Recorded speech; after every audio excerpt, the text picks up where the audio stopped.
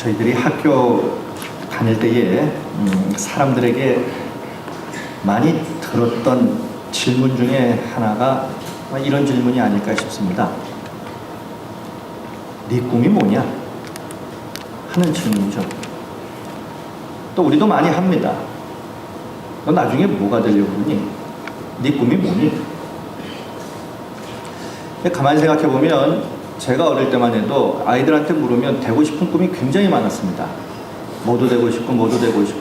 그런데 요즘 아이들의 문제는 반대입니다. 꿈이 없는 게 문제예요. 네 꿈이 뭐냐 물어보면 대답을 못합니다. 너 왜 공부하는데? 목적이 없어요. 그냥 엄마가 하라고 하니까 하는 거죠. 요즘 아이들을 가만히 보면 아이들의 꿈을 엄마가 다 정해줍니다. 그래서 저도 한번 생각을 해봤어요. 그런가 봤더니 저는 아니라고 보는데 애들은 그렇다고 대답을 하더라고요. 아무튼 여러분들의 어릴 적 꿈은 무엇이었습니까? 그 꿈을 지금 이루셨습니까? 그 꿈대로 지금 살고 계십니까? 사람들은 나름대로 꿈을 가지고 삽니다. 그 꿈이 무엇이든 그 꿈을 향해서 달려갑니다. 그래서 꿈이 있는 사람은 행복한 사람이에요. 삶에 나갈 이 방향, 목적이 있기 때문입니다. 하지만 어떤 사람들은요, 삶 속에서 자신의 꿈을 이루지만 그렇지 않은 사람도 있어요. 꿈이 좌절되고 깨져서 꿈이 없는 인생을 살아가는 사람도 많습니다. 꿈은 커녕 실로 감당하기 어려운 일들을 접하며 사는 사람들도 많아요. 그래서 마태복음 13장에 보면 씨 뿌리는 비유가 나오는데 거기서 우리가 찾을 수 있는 진리 중에 하나는 30배, 60배, 100배의 옥토를 만나는 경우보다 길가나 돌짝밭이나 가시덤불 같은 밭을 만나는 경우가 인생에 훨씬 더 많더라는 겁니다. 더 안타까운 것은 이 꿈을 가졌다가 꿈이 깨집니다. 그리고 그 꿈을 접어야 하는 극한 상황에 던져진 사람들이 이제 그때부터는 삶의 그 어떤 출구를 찾지 못합니다. 방황하게 됩니다. 그때 나타나는 현상이 분별력이 상실이 됩니다. 어떻게 해야 될지 모르는 거예요. 당황하죠. 꿈이 깨지니 슬퍼합니다. 이제 인생을 어떻게 살아야 할까 조급합니다. 두렵습니다. 꿈이 갑자기 깨지니 놀랍니다. 그러니 분별력을 상실해버리는 거예요. 내가 앞으로 어떻게 살아야 될까? 무엇을 어떻게 해야 하지? 분별력을 잃어버립니다. 그러니 하루, 이틀, 1년, 2년 인생을 허송세월로 보내는 거죠. 자, 오늘 본문에 등장하는 이 베드로가 그러합니다. 오늘 본문이 나오는 이 요한복음 21장 앞에 보면 우리가 잘 아시다시피 예수님의 고난이 나오고 십자가에 못 박혀 죽으시고 그리고 장사 지내지고 뭐 이런 일들이 쭉 나옵니다. 너무 큰 충격이었어요. 자기가 평생 따르겠다고 해서 자기 인생을 다 예수님께 드렸는데 예수님이 죽어버렸습니다. 그리고 장사를 지내버렸어요. 그랬는데 예수님이 장사 지내고 난 다음에 예수님의 무덤을 찾아갔는데 장사되었던 시신이 없어져 버렸습니다. 제자들이 두려워합니다. 방 안에 들어가서 방문을 걸어 잠그고 나오지 않습니다. 그런데 어느 날 그렇게 숨어있는 그들의 집에 얼마 전에 죽었던 예수님이 살아 다시 나타나신 거예요. 그것도 방문을 열고 나타나신 것이 아니라 그냥 쓱 나타나신 겁니다. 이렇게 되니까 도대체 무엇이 실상이고 무엇이 허상인지, 내가 지금 꿈을 꾸고 있는 건지 아니면 내가 지금 눈을 뜨고 있는 현실을 살고 있는 건지 도무지 알 수가 없는 거예요. 이런 일들이 계속해서 연속적으로 일어나다 보니까 이때부터 베드로도 분별력을 지금 상실해버린 겁니다. 삶에 혼동이 오는 거예요.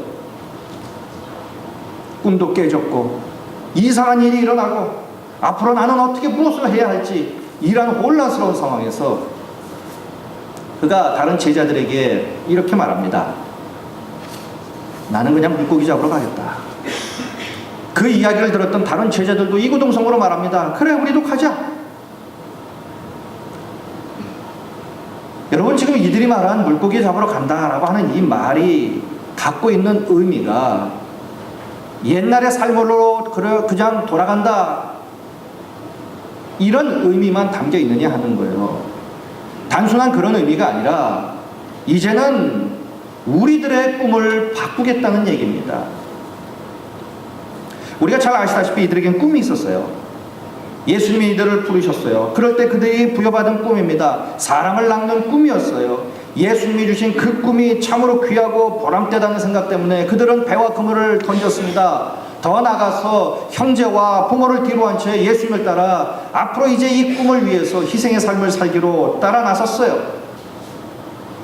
그런데 이제 그 꿈을 포기하겠다는 거예요. 그래서 저들은 만일을 위해서 창고에 보관해 두었던 그들의 배와 그들의 그물을 다시 창고에서 끄집어냅니다. 그런데 이들이 창고 속에 보관해 두었던 것은 전에 쓰던 배와 그물만이 아니었어요. 3년 전에 저들이 버렸던 그 옛 꿈도 그 창고에 고스란히 보관이 되어 있었습니다. 고기를 잡아서 부자가 되는 그 어떤 꿈이었어요.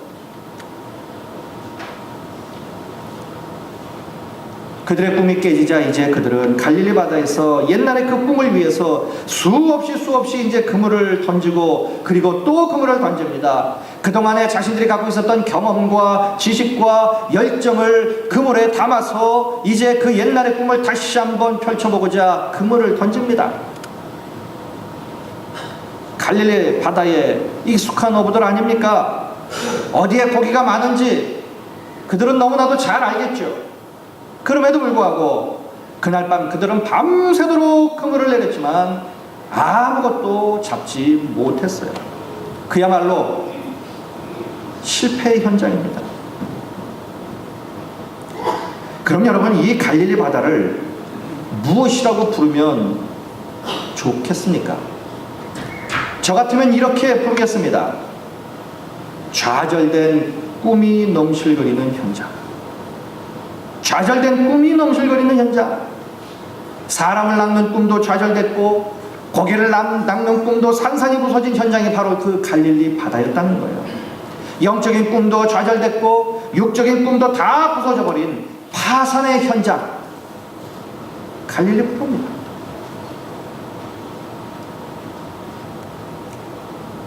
여러분들은 지금 어디에 계십니까? 그리고 지금 무엇을 하고 계십니까?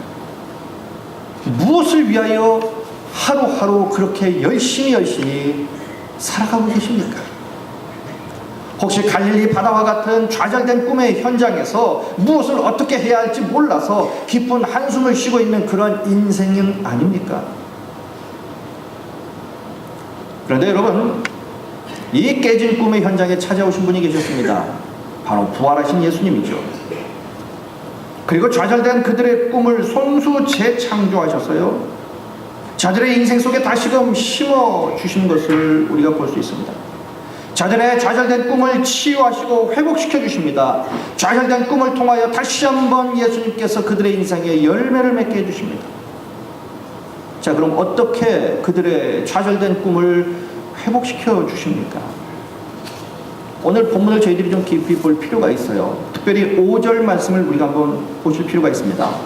지금 예수님이 좌절된 꿈의 현장에 다가오셔서 이렇게 말씀합니다. 5절이죠. 예수께서 이르시되 얘들아, 너희에게 고기가 있느냐 묻습니다. 너희에게 있느냐, 고기가 있느냐 묻습니다. 이 있느냐라는 말의 헬라어는 엑소라고 하는 말입니다. 이 엑소의 문자적인 의미는 붙잡다, 간직하다, 이런 말이에요. 그런데 여러분, 우리가 한번 이 주님의 말씀을 우리가 한번 깊이 묵상해 봐야 될 필요가 있는데요. 지금 예수님은 제자들이 갈릴리 바다에서 열심히 그물질을 했는데 이들이 고기를 많이 잡았는지 한 마리도 못 잡았는지 지금 몰라서 제자들에게 얘들아, 너희에게 고기가 있느냐 하고 물어봤느냐 하는 겁니다. 엑소, 있느냐라고 물어봤느냐는 거예요. 아니라는 겁니다.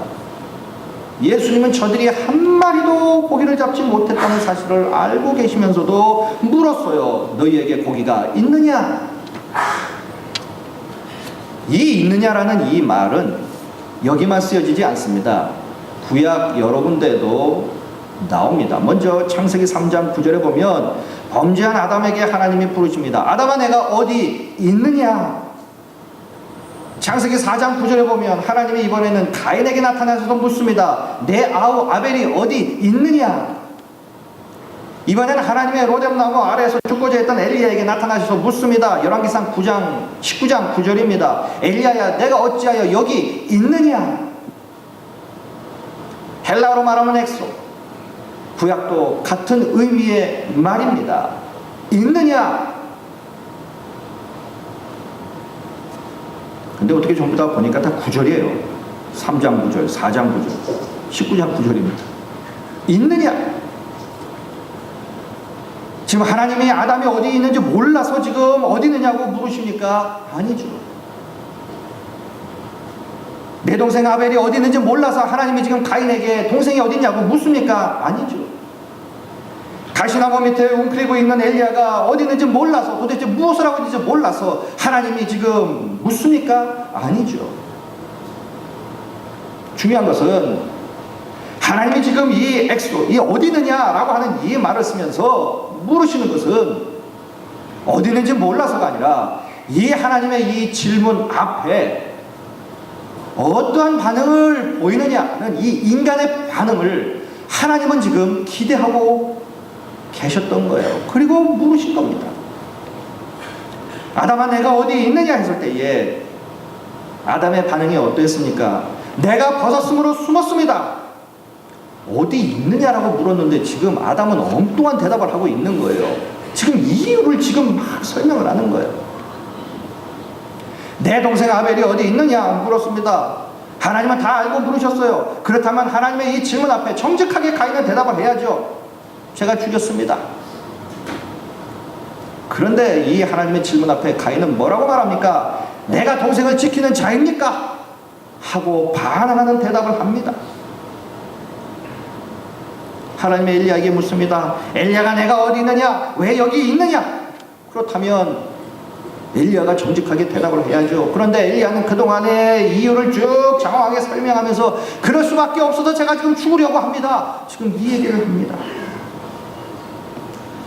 여러분, 이런 반응을 보인 아담의 결과, 가인, 이 엘리야의 이 결과가 어떻게 되었습니까? 내가 어디 있느냐 이 질문 앞에 아담이 이런저런 변명을 냈을 때에 아담은 어떤 결과를 낳았습니까? 모든 인류의 원죄의 유전자가 되어버렸어요.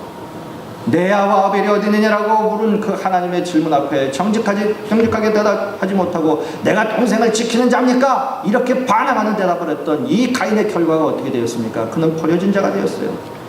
저주받은 자의 대명사가 되었습니다. 엘리야야, 내가 어디 있느냐? 왜 여기 있느냐?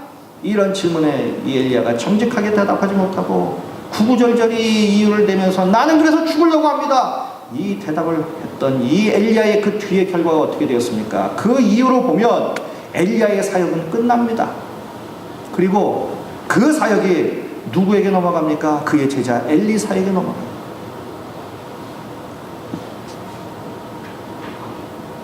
다시 요한복음 21장으로 넘어오면 엑소, 너희에게 고기가 있느냐? 이 질문 앞에 우리가 어떻게 반응을 하느냐 하는 겁니다. 예수님의 이 질문에 제자들이 어떻게 반응을 했느냐는 거예요. 그런데 다행스럽게도 오늘 본문에 나오는 이 제자들의 이 태도를 보면 앞에 말씀드렸던 아담이나 가인이나 엘리야와 같은 그러한 반응을 보이지 않았습니다. 다시 한번 5절을 보면 예수님이 묻죠. 얘들아, 너희에게 고기가 있느냐? 물으시니 제자들은 대답합니다. 없나이다. 하나도 없습니다. 얘들아, 너희들이 옛 꿈을 쫓아서 밤새도록 수고를 했는데 그 결과로 무엇을 좀 얻었느냐? 너희들이 나를 떠나서 무엇인가 해보겠다라고 애를 썼는데 무엇인가 얻었느냐? 그러자 제자들은 대답합니다. 예수님을 떠나니 되는 것이 아무것도 없었습니다. 예수님 없이 무언가를 했더니 얻은 것이 아무것도 없었습니다. 완전히 예수님을 떠나니 우리는 깡통 인생이었습니다. 이 대답을 하고 있는 거예요. 아무것도 없습니다.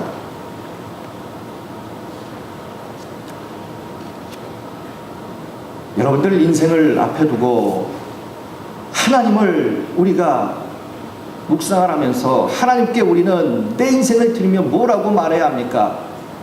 우리 주님이 묻습니다. 얘들아, 네 인생에 뭐가 좀 있느냐? 네 인생에 뭐가 좀 그렇게 열심히 하는데 뭘 좀 얻고 있느냐? 네 사업 좀 잘 돼가고 있느냐? 뭐 좀 잘 되고 있느냐? 하나님은 묻는데 저는 저 혼자 할 수 있어요. 지금까지 전 제 힘으로 살아왔습니다. 앞으로도 저는 제 힘으로 살 수 있어요. 그러고 있지는 않습니까? 아니면 내가 없는 것을 하나님 앞에서도 지금 숨기고 있습니까? 하나님 앞에서도 나는 지금 잘 되고 있다라고 이렇게 지금 허세를 부리고 있지는 않습니까? 사업을 하시는 분들은 그런답니다. 사업이 안 되면요, 차를 바꾼대요. 오히려 더 좋은 차로. 그래야 은행에서도 뭔가 더 준답니다. 그리고 사람들이 보기에 아, 저 사람 사업이 잘 되는 것 같구나 이렇게 봐준대요. 우리가 과연 하나님 앞에서도 이런 태도는 아니고요. 정말 어렵고 힘들고 빈배이고 빈 그물임에도 불구하고 사람들에게는 나는 잘 되고 있습니다 라고 할 수 있죠. 그러나 하나님에게도 그러지 않는 거예요. 예수님이 제자들에게 묻습니다. 얘들아, 너희에게 고기가 있느냐? 뭐 좀 있느냐? 나 떠나서 너희들이 꿈을 이루어 보겠다라고 다시 그물을 던졌는데 뭔가 좀 풍성히 얻었느냐? 그러자 제자들은 정직하게 얘기합니다. 예수님 떠나니 아무것도 못 얻었습니다. 예수님 떠나서 우리가 내 힘으로 뭔가 해보려고 했는데 빈 깡통이에요. 이 고백을 주님 앞에 정직하게 그들이 내려놓습니다. 자신들의 현주소를 정직하게 고백을 했어요. 자, 그러자 놀라운 일이 벌어집니다. 우리 주님께서 그들에게 6절에 뭐라고 말씀하십니까? 이르시되 그물을 배 오른편에 던져라. 그리하면 잡으리라. 던졌어요. 잡았습니다. 오늘 계속해서 보니까 11절에 보니까 큰 물고기가 153마리가 잡혔습니다. 기적이 일어납니다. 오늘 본문에도 보니까 큰 물고기라고 11절에 이렇게 표현한 걸 보니까 정말 큰 고기가 잡혔던 모양이에요. 갈릴리 바다 성지순례 가면 옆에 식당들이 많습니다. 거기 보면 갈릴리 바다에서 잡히는 물고기로 음식을 해서 팝니다. 베드로 고기라고 하는데 한 요만해요. 손바닥보다 조금 더 큽니다. 그 정도 고기라면 11절에 큰 물고기라고 말을 하지 않았겠죠. 그러나 그거보다 엄청 더 큰 그 어떤 어종이 잡혔던 모양이에요. 큰 물고기가 153마리가 잡혔어요. 놀라운 기적을 그들이 경험한 겁니다. 예수님이 제자들의 꿈을 다시 회복시켜 주셨어요. 예수님이 제자들의 꿈을 만족시켜 주셨어요. 물고기를 잡고자 하는 그들의 꿈을 이루어 주셨습니다. 한 걸음 더 나가서 나중에 보니까 사람을 낚는 어부의 꿈까지도 우리 주님께서 회복시켜 주시고 그들을 사용하셨어요. 자, 그런데 오늘 이 사건을 통해서 우리가 꼭 알아야 될 것이 있습니다. 그것은 뭐냐면 인생의 좌절된 꿈을 우리가 어떻게 처리해야 하느냐 하는 거예요. 삶을 영위할 때에 인생 안에서 갖는 여러 가지 꿈이 있습니다. 그 꿈이 깨어졌을 때에, 그 꿈이 좌절됐을 때에 우리가 취해야 하는 태도는 과연 무엇이어야 하느냐 하는 거예요. 두 가지로 말씀드리겠습니다. 첫째는 그 좌절된 꿈의 현장에 예수님이 함께 하심을 믿는 것입니다. 예수님이 함께 하심을 믿는 거예요. 인생에서 그렇게 찬란하고 멋진 꿈이 좌절되고 깨지고 나면 사람들은 다 내 주위를 떠나갑니다. 그렇게 믿었던 사람도 내 곁을 다 떠나가요. 저 사람한테 이제 더 이상 볼 일이 없거든요. 하지만 좌절되고 깨진 나의 꿈의 현장에 어김없이 찾아오시는 분이 계세요. 부활하신 우리 예수님입니다. 여러분, 왜 우리 예수님이 부활하셔야만 했습니까? 많은 이유가 있겠지만 적어도 오늘 이 본문, 오늘 본문의 말씀에 근거해 보면 우리 주님께서 부활하실 수밖에 없는 이유는 세상 끝날까지 우리와 함께 하시기 위해서 그분은 부활하셨어요. 그래서 나의 찬란한 꿈이 산산조각이 났을 때에 세상 친구들은 다 내 곁을 떠나도 오직 예수님만은 나의 이 좌절되고 깨진 꿈의 현장에서 나의 깨진 꿈을 다시 한번 붙잡고 다시 한번 회복의 은혜를 베풀어 주시기 위해서 우리를 찾아오시는 분이 바로 우리 예수님이라는 겁니다. 지금까지 인류의 꿈 중에 정말 큰 꿈은 우주의 신비를 밝혀내는 것이에요. 그래서 선진국들은 엄청난 돈을 투자해서 우주 개발에 심혈을 기울입니다. 그동안 우주 여행을 한 많은 우주 비행사들 가운데 18명이 사망을 했습니다. 그런데 우주를 개발하는 이 우주 개발 사업에서 가장 큰 참사는 아마 1986년 1월 28일 날 있었던 챌린저호가 발사한 지 73초 만에 공중에서 터진 사건일 것입니다. 전 세계에 중계가 됐습니다. 불을 뿜으면서 로켓이 올라갑니다. 그런데 발사한 지 73초 만에 갑자기 터져버립니다. 그 안에 타고 있었던 7명의 우주 비행사들은 다 죽고 맙니다. 그때 이 챌린저호가 발사됐을 때의 발사 책임자가 진 토마스라는 사람이었어요. 이 사람은 신실한 크리스찬입니다. 그가 카운트다운을 했고 챌린저호는 발사됐는데 73초 만에 폭발을 했어요. 전 세계가 충격이었고 이 발사 책임자 진 토마스도 충격에 휩싸였습니다. 머리를 감싸 의자에 앉아서 꼼짝을 하지 못했습니다. 분명 실패였습니다. 이 챌린저호를 발사하고 성공시키기 위해서 그는 그의 인생을 투자했습니다. 한순간에 그의 꿈이 완전히 다 깨지고 말았습니다. 절망 가운데 있었습니다. 이제 이 비난을 내가 어떻게 다 받아야 될까? 이 책임 추궁을 내가 어떻게 받아야 될까? 나는 앞으로 이제 무엇을 할까? 여러 가지 많은 복잡한 생각들이 그의 머리를 스쳐 지나갑니다. 그럴 때 전화 한 통화가 옵니다. 받을까 말까 망설이다가 한참 후에 그 전화를 받았습니다. 전화를 받으니 목소리를 들어보니 자기의 아들이었어요. 아들이 진 토마스에게 그 전화상에 이런 얘기를 합니다. 아빠, 하나님은 지금 이 순간에도 아버지와 함께 계심을 전하라고 말씀하셨어요. 하나님은 지금 이 순간에도 아버지와 함께 계심을 전하라고 말씀하셨어요. 실패 현장에도 하나님은 그와 함께 하고 계신다는 것을 이야기하라고 했다는 거예요. 그 아들을 통해서. 그 아들의 그 이야기를 듣고 그가 다시 자리에서 일어나고 다시 그가 힘을 냅니다. 그리고 사고의 원인을 찾기 위해서 비극적인 사건을 계속해서 연구하고 또 연구했어요. 몇 달을 보낸 후에 드디어 이유를 찾았습니다. 연료 보조 장치에 결함이 생겨서 가스가 누출되어서 폭발한 거예요.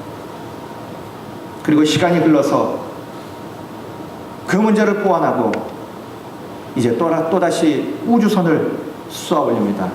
성공적인 이륙 장면을 그가 목도하게 됩니다. 그의 꿈을 다시 펼칠 수 있는 그러한 순간이었어요. 사랑하는 성도 여러분, 이처럼 우리 예수님은 우리의 실패의 현장에서 우리와 함께 하십니다. 우리의 깨진 꿈을 품고 어찌할 바를 모르고 있는 좌절된 꿈의 현장에서 그분은 우리와 함께 하세요. 그리고 다시 회복의 역사를 만들어 주십니다. 찬란하게 다시 우리의 꿈을 펼칠 수 있도록 하십니다. 사랑하는 성도 여러분, 그런 주님으로 인하여 다시 한번 우리의 꿈을 품고요, 다시 한번 일어나는, 그래서 그 꿈이 현실이 되는 이 놀라운 축복을 누리시는 우리 모두가 되시기를 주님의 이름으로 간절히 축원드리겠습니다. 두 번째, 우리의 꿈이 좌절되었을 때 우리가 어떻게 해야 되는가? 나의 실상을 주님 앞에 있는 그대로 보여드리는 것입니다. 없으면 없는 대로, 깨진 모습이면 깨진 모습 그대로, 내 자신의 있는 모습 그대로 주님 앞에 내려놓는 것입니다. 주님, 내 모습은 이런 모습입니다. 저는 지금 완전히 비었습니다. 아무것도 없습니다. 저는 완전히 빈배 인생이고 빈 그물의 인생입니다. 저는 아무것도 없습니다. 저는 완전히 파산했습니다. 저는 지금 이 모습입니다. 있는 모습 그대로 보여드리는 거예요. 그리고 나를 떠나서는 아무것도 할 수 없다는 이 주님의 말씀대로 제가 주님을 떠나서는 아무것도 할 수 없습니다 라고 주님을 붙잡고 이 고백을 주님 앞에 드리는 거예요. 결국 우리 주님은 우리에게 이 고백을 듣기를 원하시는 거예요. 두 손을 들고 저는 아무것도 이제 할 수 없습니다. 이제는 주님이 하셔야 합니다. 이 고백을 듣기를 원하시는 거예요.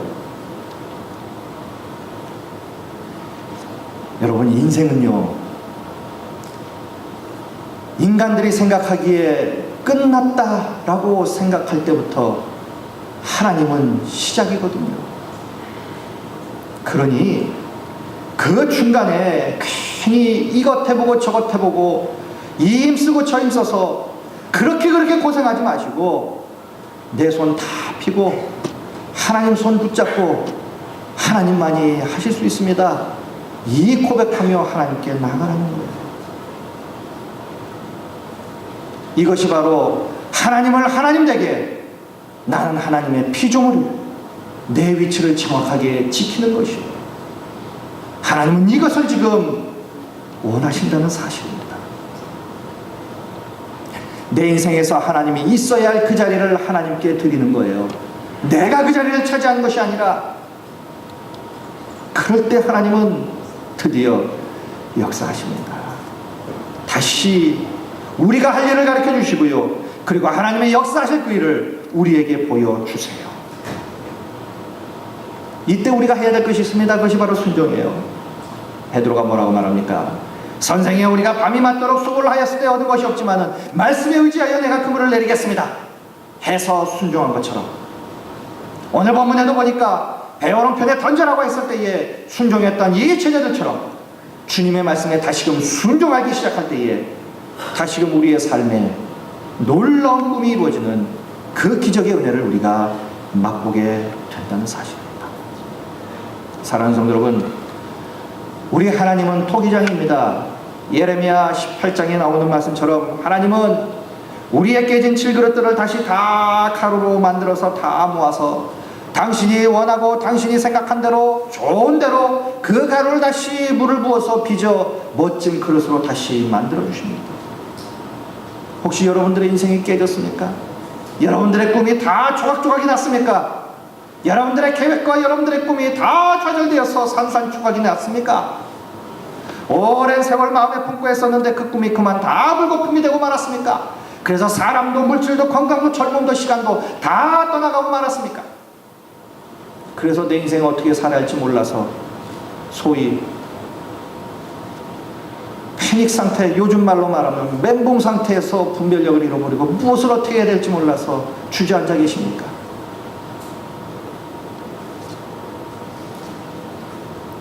그때 우리가 해야 할 일이 있습니다. 우리의 깨진 꿈과 인생과 우리의 계획들을 다 주워 모아서 토기자기이신 우리 주님께 이것이 내 모습입니다 하고 고스란히 주님의 손에 드리는 겁니다. 토기장이신 우리 주님 분명히 우리의 깨진 인생과 우리의 꿈과 계획들을 다 주워 모아서 다시 그것을 빚어 멋진 우리의 인생과 멋진 꿈으로 재창조하셔서 우리에게 안겨주실 줄로 믿습니다. 오늘 이 시간 우리에게 우리 주님이 또 묻습니다. 얘들아, 너희에게 고기가 있느냐? 이 우리 주님의 질문에 우리가 어떻게 반응하느냐에 따라 우리의 미래가 결정이 됩니다. 주님 앞에 오늘 본문의 제자들처럼 아무것도 없습니다. 아무것도 할 수 없습니다. 나는 빈배입니다. 나는 빈 그물입니다. 주님 없이 했다가 이 지경이 되었습니다. 주님만이 나의 소망이요, 주님만이 하셔야 합니다.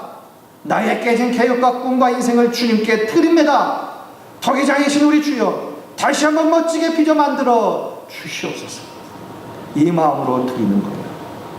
이 고백을 우리 주님께 드리고 주님께 나가기만 하면 우리 주님의 친히 우리의 깨진 것들을 다시 재창조하셔서 가장 아름답고 가장 멋진 인생과 꿈으로 다시 한번 만들어서 우리에게 안겨주실 줄로 믿습니다. 여러분, 제가 영어책을 보다가 우연히 이런 단어가 제 눈에 들어왔어요. disappointment라는 단어입니다. 절망이라는 단어예요. 이 단어를 한참 들여다봤습니다. 왜냐하면 설교 중에 봤던 책이고요. 또 이 설교를 하려고 지금 꿈, 절망, 무슨 좌절 이런 것이 머릿속에 복잡하게 많이 있었기 때문입니다. 그런데 이 단어를 계속 들여다보니까 이 단어는 어미가 있고 어두가 있습니다. this라는 말하고 뒤에 appointment가 두 개가 붙어서 생긴 말이에요. 그래서 disappointment. this는 늘 부정적인 것, 이런 것을 뜻해요. 뒤에 appointment는 약속입니다. 그런데 제가 이 단어를 가만히 보다가 앞에 있는 D를 H로 한번 바꿔봤어요. 그러면 his appointment가 됩니다. his appointment. 그 다음은 안 나옵니까? 안 나오나 보네요. D를 H로 바꾸면 HIS, 그리고 띄면 appointment. disappointment는 절망입니다. 그러나 대문자 H로 써서 his appointment면 주님의 약속이 되는 거예요. 주님의 약속이 되는 겁니다. 여러분, 우리가 살면서 절망을 경험합니다. 인생이 깨지고 꿈이 깨져서 절망을 경험해요. 그러나 절망은 절망이 아니라 절망 속에는 다시 한번 우리의 깨진 꿈과 우리의 인생을 다시 한번 멋지게 만들어서 우리의 인생에 다시 한번 선물로 주시겠다라고 하는 His appointment, 주님의 약속이 그 절망 안에도 담겨져 있다는 사실을 꼭 기억하시길 바랍니다. 절망은 예수 떠나서는 그냥 절망이에요. 그러나 절망도 예수 안에서는 다시 한번 그 절망 속에서도 새로운 꿈과 인생을 만들어 주실 주님의 약속이 들어있음을 기억하시기 바랍니다. 그러게 다시금 우리 주님께 나와서요, 좌절되고 깨진 꿈일지라도 다시금 회복되고 더욱 찬란하게 이루게 하신다는 이 주님의 약속을 믿으시고요, 새롭게 꿈을 품으시면 반드시 우리 주님은 그 꿈을 가장 멋지게 만들어서 재창조하셔서 우리에게 선물로 주실 줄로 믿습니다. 그리하여 회복된 그 꿈을 품고 더욱더 복된 삶을 누리시는 우리의 인생 되시기를 주님의 이름으로 간절히 축원드리겠습니다. 기도하시겠습니다.